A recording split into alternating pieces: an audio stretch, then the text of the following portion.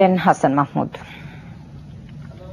নিরাপত্তা ঝুঁকির কারণে ২৯ ডিসেম্বর নয়াপল্টনে বিএনপির কেন্দ্রীয় কার্যালয়ের সামনে ১৮ দলের সমাবেশের অনুমতি দেওয়া হচ্ছে না বলে জানিয়েছে ঢাকা মহানগর পুলিশ।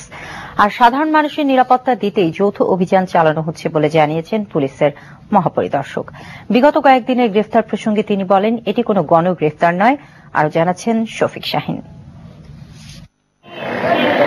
সাতক্ষীরা লক্ষ্মীপুর দিয়ে শুরু, এরপর যৌথ বাহিনীর অভিযানে প্রতিদিনই গ্রেপ্তার হচ্ছে বিরোধী দল সহ বিভিন্ন রাজনৈতিক দলের নেতাকর্মী ও সাধারণ মানুষ। আটকের সুনির্দিষ্ট কোনো সংখ্যাও পাওয়া যাচ্ছে না বলে অভিযোগ করেন ভুক্তভোগীরা। শুধু মিরপুর জোনেই শুক্রবার গভীর রাতে আটক করা হয় শতাধিক। কি কারণে আটক করা হয়েছে এসব মানুষকে তা জানতে মিরপুর মডেল থানার সামনে ভিড় করেন তাদের স্বজনরা। একজন এসএসসি পরীক্ষা দিবে, একটা ইন্টার পরীক্ষা দিবে, এই যে ১ তারিখে দিবে। তা আমার ভাবি জিজ্ঞাসা করছে যে ওদের অপরাধ কি নিয়ে যাচ্ছেন, যে বলছি না ওদের কোনো অপরাধ নেই, ওদেরকে নিচে নিয়ে যাচ্ছি বলছে। ওই যে নিচে নিয়ে আসছে বললেই ওদের নিয়ে আসছে। আমাদের কি অপরাধ সেটাও বলে নাই, ভালো মন্দ কিছু জিজ্ঞাসা করে নাই। যৌথ বাহিনীর অভিযানে ঢাকা মহানগর উত্তর শাখা যুবদলের সভাপতি মামুন হাসানের মধ্য মণিপুরের বাসায় তল্লাশির সময় আসবাবপত্র ভাঙচুর ও তছনছ করা হয় বলে অভিযোগ করে তার পরিবারের সদস্যরা। তারা জানায় ২ ঘণ্টা ব্যাপী ওই অভিযানে নেতৃত্ব দেন মিরপুর মডেল থানার ভারপ্রাপ্ত কর্মকর্তা সালাউদ্দিন আহমেদ।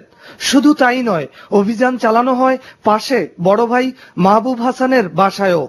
সেখানে গিয়েও দেখা যায় পুরো বাসা লন্ডভন্ড। মাহবুব হাসান জানান, এ সময় তার স্ত্রী ও ২ মেয়েকে আটক করে নিয়ে যায় পুলিশ। এই দরজা বন্ধ কইরা, পার্টিশনের দরজাটা বন্ধ করে সেরা তারপরে বাঙ্গাচুরি শুরু করলো। সালাউদ্দিন ছিল আসি, সে এসে সব জিনিসগুলি আমার তছনছ করে দিছে। আমি পঙ্গু মানুষ, আমি কিছু করে খাই না, একটা রুম ভাড়া দিই। অভিযান চালানো হয় যুবদলের কেন্দ্রীয় নেতা ডক্টর নয়ন বাঙ্গালীর মিরপুরের বাসায়ও। এসব ব্যাপারে ওসি সালাউদ্দিনের সাথে যোগাযোগ করেও তার বক্তব্য পাওয়া যায়নি।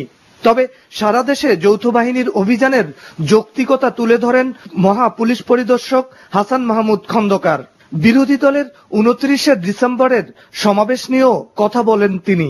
গণগ্রেফতার বলে আইনানুগ দায়িত্ব পালন করার যে কার্যক্রম, সেটাকে যদি অন্যভাবে উপস্থাপিত করা হয়, আমি মনে করি সেটা দুঃখজনক হবে। এবং এই ব্যাপারে আমরা যে ধরনের দায়িত্ব পালন করার কথা, যে ধরনের কৌশল অবলম্বন করে প্রয়োজনীয় ব্যবস্থা গ্রহণ করার প্রয়োজন, সেটা আমরা ইতিপূর্বে পালন করেছি, এখনো করছি, ভবিষ্যতেও করব। বৃহস্পতিবার রাজশাহীতে দুর্বৃত্তদের ছোড়া ককটেলে নিহত পুলিশ সদস্য সিদ্ধার্থ চন্দ্র সরকারকে ফুল দিয়ে শ্রদ্ধা জানানো শেষে সাংবাদিকদের প্রশ্নের জবাবে এসব কথা বলেন IGP. Shafiq Shaheen, NTV news, Dhaka.